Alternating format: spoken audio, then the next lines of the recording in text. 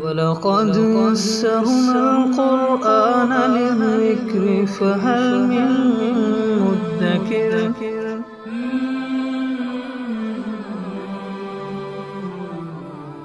سورۃ البقرہ آیت نمبر 219۔ اعوذ باللہ من الشیطان الرجیم، بسم اللہ الرحمن الرحیم۔ یسألونک عن الخمر والمیسر قل فیہما اثم کبیر ومنافع للناس واثمہما اکبر من نفعہما ویسألونک ماذا ينفقون قل العفو کذالک یبین اللہ لکم الآیات لعلکم تتفکرون۔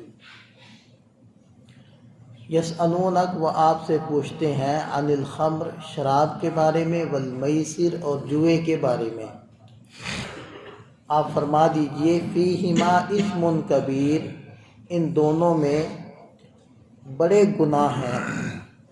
ومنافع للناس، اور لوگوں کے لیے کچھ فائدے بھی ہیں، واثمہما، اور ان دونوں کے گناہ،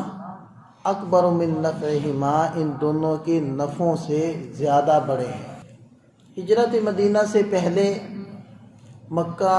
مکرمہ کے اندر بھی لوگ شراب کے اور جوئے کے عادی تھے، اور یہ ان کی گھٹی کے اندر پڑی ہوئی تھی۔ جیسے آج کل ہم لوگ یہ دوسری بوتلیں پیتے رہتے ہیں، تو اس طرح وہ لوگ شراب پیا کرتے تھے،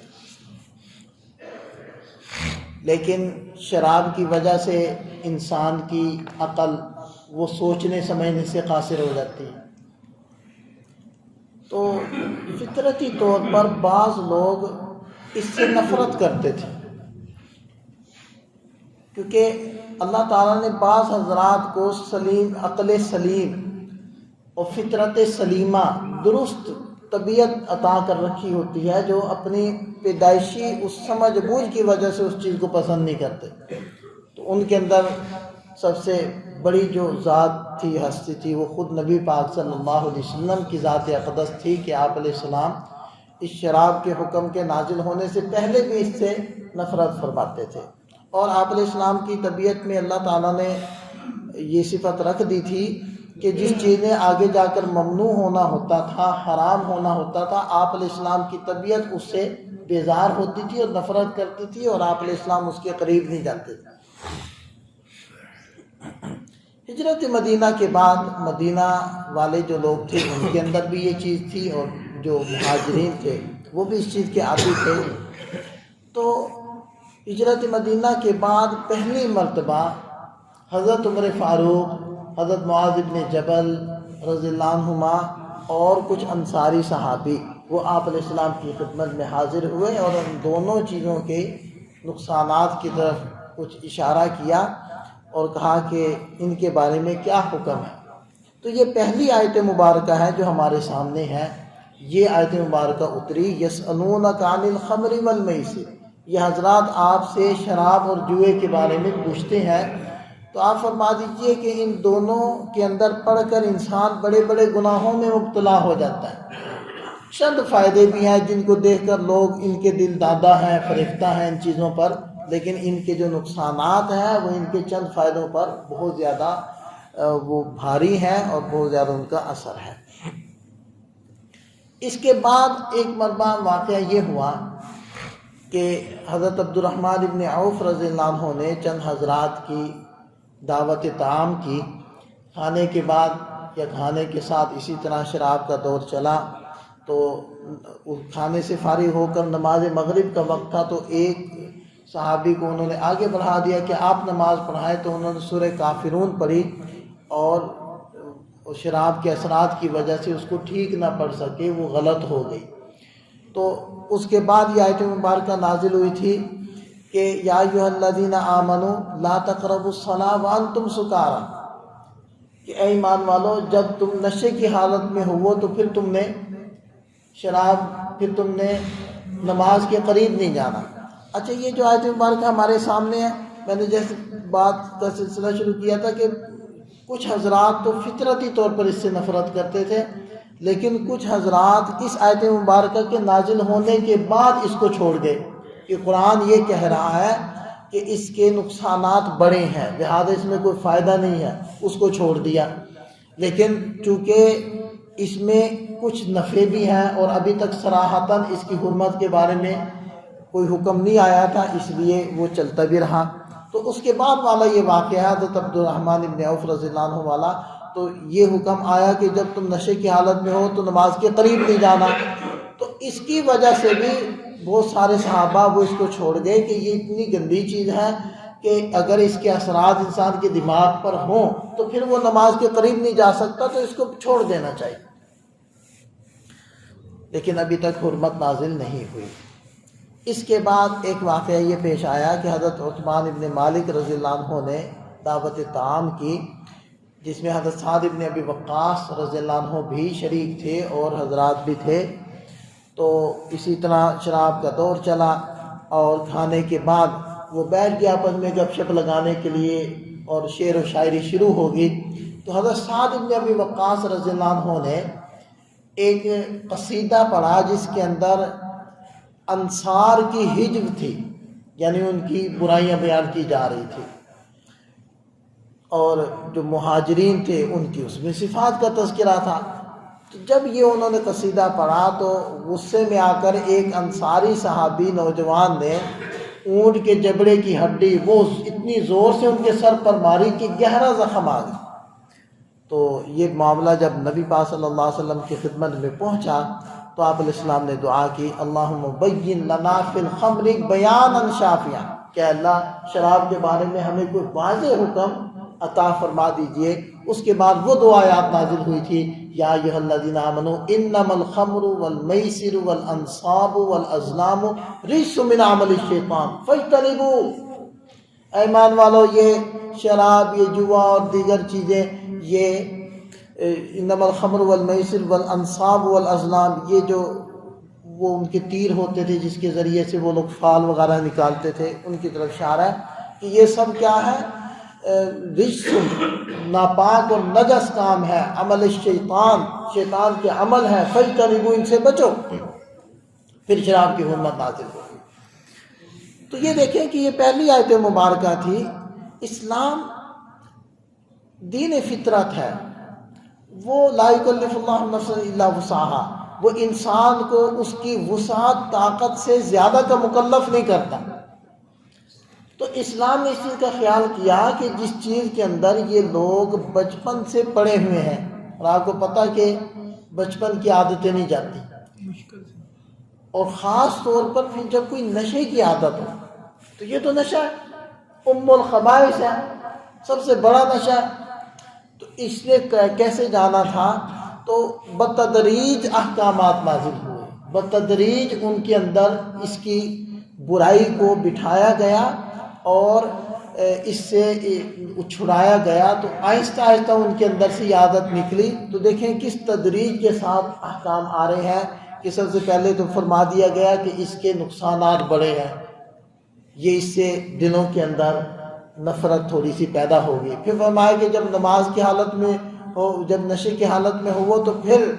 یہ جو نماز کے قریب بھی نہ جاؤ، تو اس سے بھی نفرت بیٹھی بھی اتنی گندی چیز ہے کہ اس کو پی لیا جائے تو پھر آدمی عبادت کرنے کے قابل نہیں رہتا۔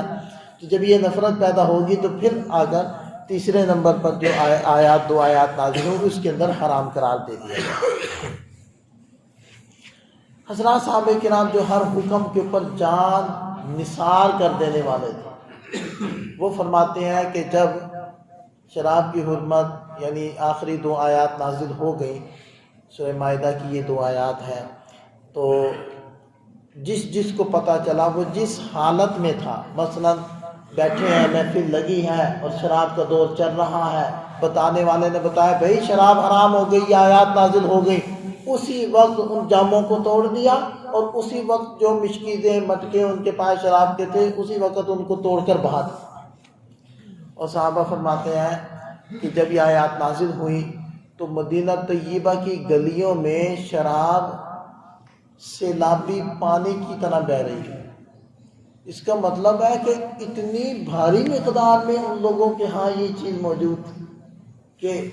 باہر سیلابی پانی کی طرح کی اس کی شکل بن جائے، تو اتنی زیادہ وہ لوگ استعمال کیا کرتے تھے۔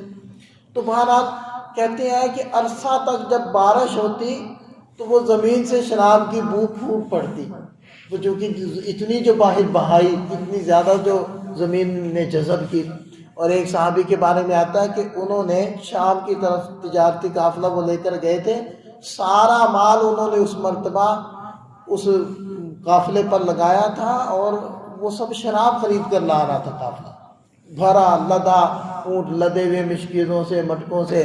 اب وہ جب مدینہ طیبہ پہنچے، ان کو اطلاع ملی کہ شراب تو حرام قرار دے دی گئی، نبی پاک صلی اللہ علیہ وسلم کی خدمت میں حاضر ہوئے تو آپ علیہ السلام نے اس کو توڑنے بہانے کا حکم دیا، تو انہوں نے وہ سارا سرمایہ اپنے ہاتھ سے بہا دیا۔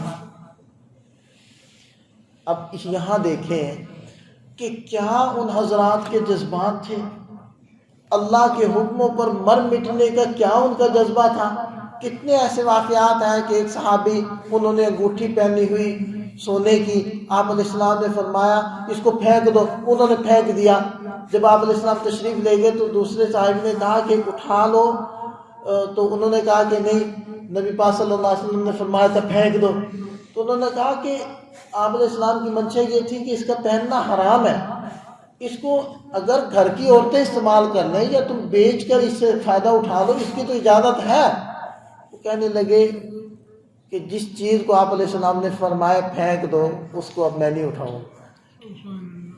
دیکھیں نا، سونے کی تھی وہ سونے کی قیمت اس وقت بھی جو تھی آج بھی وہی ہے۔